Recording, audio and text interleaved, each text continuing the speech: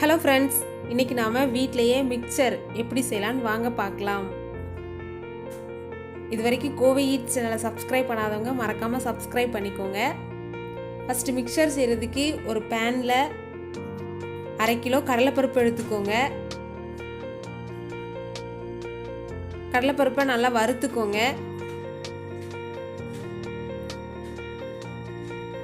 கொஞ்சம் அந்த கடலைப்பருப்பு ஸ்மெல் வர்ற வரைக்கும் வறுத்துக்கோங்க. பாருங்கள், இந்தளவு வறுத்தா போதும்.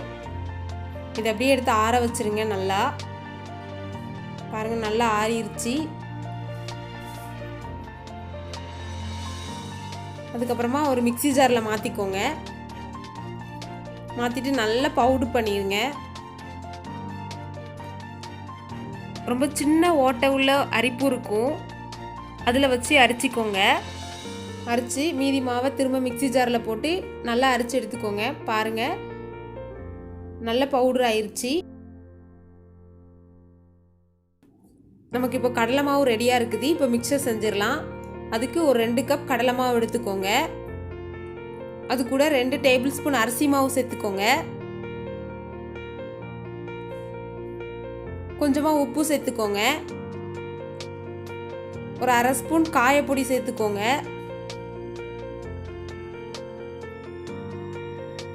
சேர்த்துட்டு வத்தல் பொடி ஒரு 1/2 ஸ்பூன் போட்டுக்கோங்க. அப்புறமா கொஞ்சமாக பேக்கிங் சோடா சேர்த்துக்கோங்க.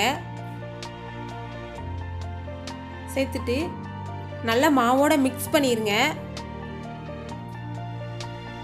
அதுக்கப்புறமா கொஞ்சம் கொஞ்சமாக தண்ணி தெளித்து மாவு நல்லா பசைஞ்சிக்கோங்க.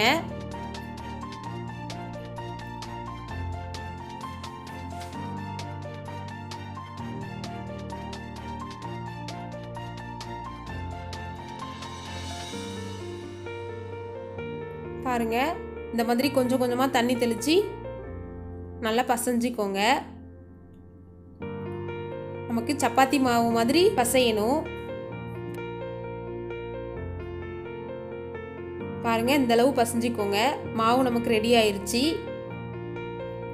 இப்போ இதை இடியாப்பம் புளியறதுல போட்டுக்கலாம். பாருங்க, இந்த மாதிரி சின்ன ஓட்டை உள்ளது இடியாப்பம் புளியறது அதில் போட்டுக்கோங்க. கொஞ்சம் கொஞ்சமாக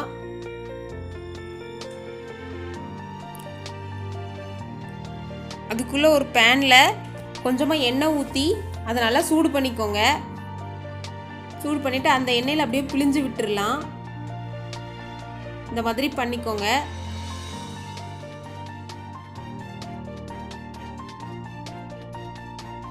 ஒரு லேயர் மட்டும் போடுங்க. ஒன்று மேலே ஒன்று இன்னொரு லேயர் போட்டோன்னா சரியாக வேகாது. ஒரு பக்கம் அந்த பபிள்ஸ் எல்லாம் அடங்கின உடனே திரும்ப மாற்றி போட்டுக்கோங்க.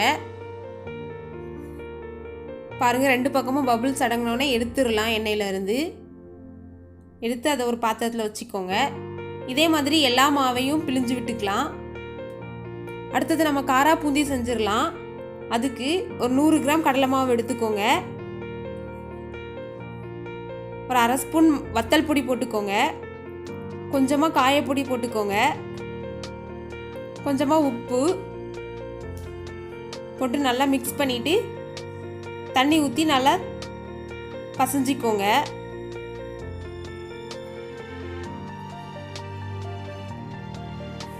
இதுக்கு ரொம்ப தண்ணி ஊற்றக்கூடாது.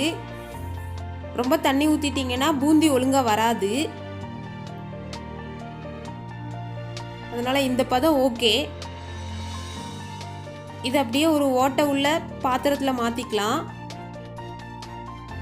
மாற்றிட்டு எண்ணெயில் அப்படியே வச்சு தேய்ச்சி விட்டோம் அப்படின்னா கீழே நல்லா பூந்தி அழகாக வந்துடும். பாருங்கள், இந்த மாதிரி பண்ணிக்கோங்க.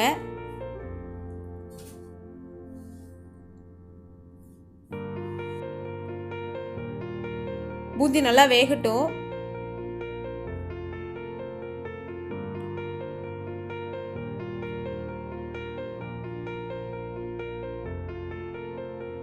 ஏன்னா இது கொஞ்சம் வேகிறதுக்கு டைம் ஆகும். பாருங்கள், இந்த அளவு வெந்த உடனே எடுத்துடலாம். எடுத்து ஒரு தட்டில் மாற்றிக்கோங்க.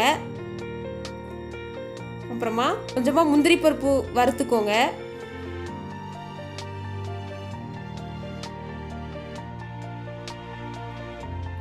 வறுத்து அதை எடுத்து வச்சுக்கோங்க.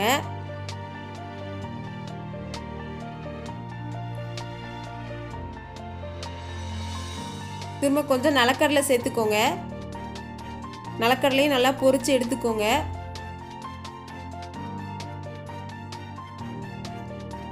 பாருங்க, இந்த அளவு பொரிஞ்சா போதும். இதையும் தனியாக எடுத்து வச்சுக்கோங்க. அப்புறமா பொட்டுக்கடலை சேர்த்துக்கோங்க. பொட்டுக்கடலையை போட்டு அதையும் நல்லா வறுத்துருங்க. வறுத்து அதையும் எடுத்து வச்சுக்கோங்க.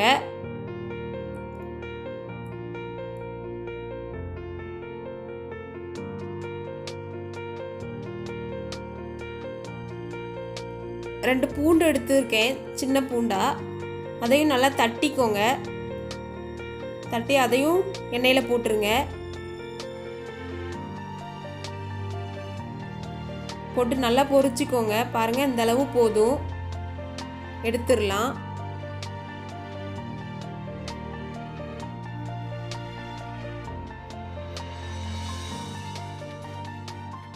அப்புறம் கொஞ்சமாக கருவேப்பிலை சேர்த்துக்கோங்க.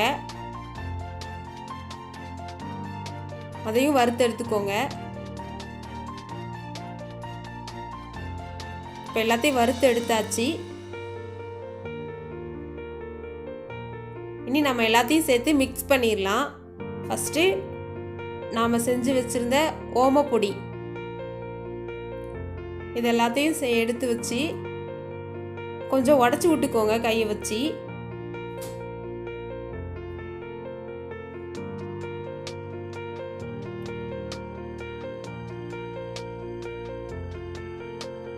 திரும்ப நம்ம வறுத்து வச்சிருக்கிற பொருள் எல்லாத்தையும் அந்த ஓமப்பொடியோட சேர்த்துடலாம். பாருங்க, நல்லா உடச்சி வச்சுக்கோங்க. இதே மாதிரி நம்ம வறுத்து வச்சிருக்கிற பொருள் எல்லாத்தையும் இது கூட சேர்த்துக்கோங்க.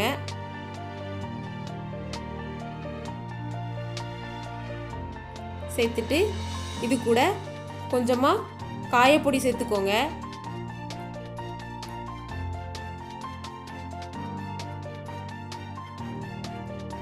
கொஞ்சம் வத்தல் பொடி சேர்த்துக்கோங்க.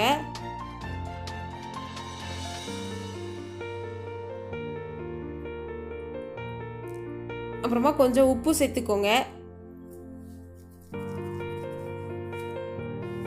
சேர்த்து எல்லாத்தையும் நல்லா மிக்ஸ் பண்ணிடணும். அந்த ஓமப்பொடியோடு சேர்ந்து மிக்ஸ் பண்ணி விட்டுறணும்.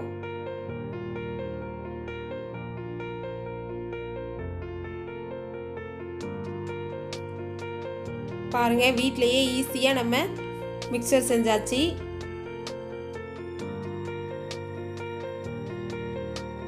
டீ குடிக்கும்போது, காஃபி குடிக்கும்போது நம்ம அந்த மிக்சர் எடுத்து சாப்பிட்டுட்டே குடிக்கலாம்.